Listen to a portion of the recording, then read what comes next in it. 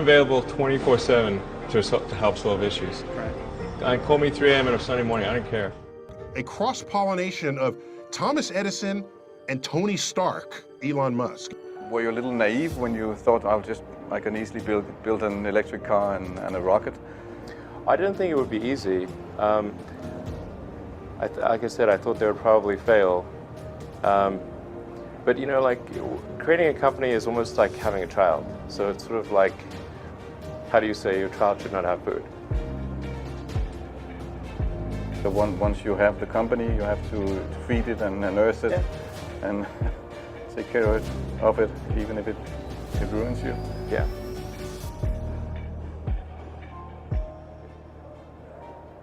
But suppose there were some tough times in 2008, end of 2008.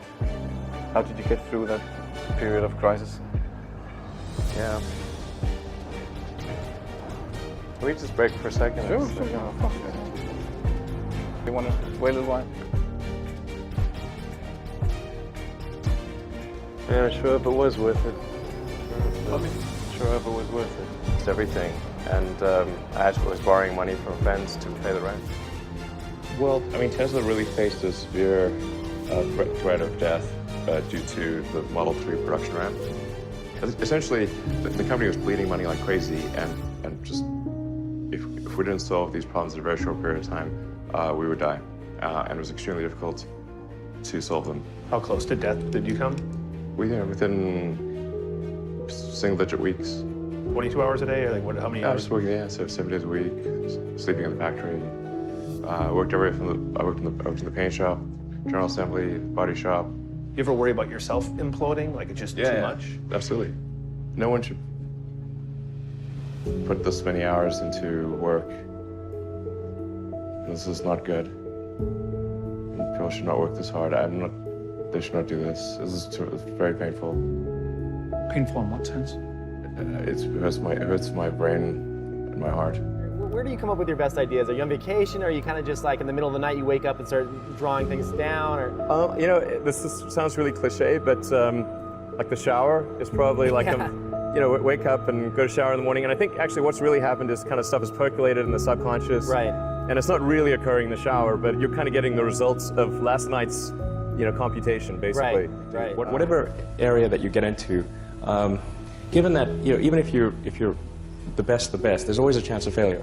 So I think it's important that you really like whatever you're doing. If you don't like it, life is too short. I'd say and also if you like what you're doing, you think about it even when you're not working. I mean, it's something that your mind is drawn to, and if you don't like it, you just really can't make it work, I think. When you had that third failure in a row, did you think, I need to pack this in? Never. Why not? I don't ever give up. I mean, I'd have to be dead or completely incapacitated. Starting a business, I'd say, number one is have a high pain threshold. That's it. There's a friend of mine who's got a good saying, which is that starting a company is like eating glass and staring into the abyss. Okay, that's generally what happens, because when you first start a company, there's lots of optimism and things are great, and then so happiness at first is high.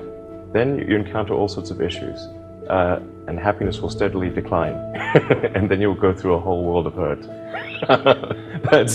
And then eventually, if you succeed, and in most cases you will not succeed,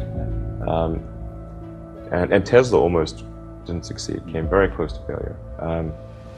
Then if you succeed, then after a long time you will finally get back to happiness. I think too is you got to make sure that whatever you're doing is a great product or service. It has to be really great. And I go back to what I was saying earlier, where if you're a new company, I mean, unless it's like some new industry or new market that, if it's an untapped market, then you have more ability to,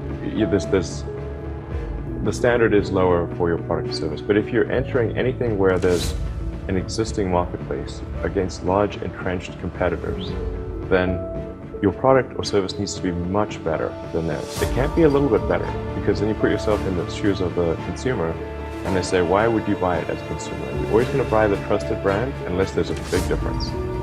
So a lot of times, entrepreneur will come up with something which is only slightly better. And it can't just be slightly better. It's got to be a lot better. Number 3, I'd say, is constantly seek criticism. A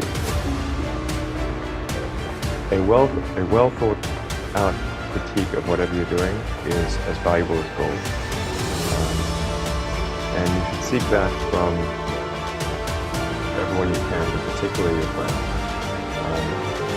Usually your friends know what's wrong, but they don't want to tell you because they don't want to hurt you.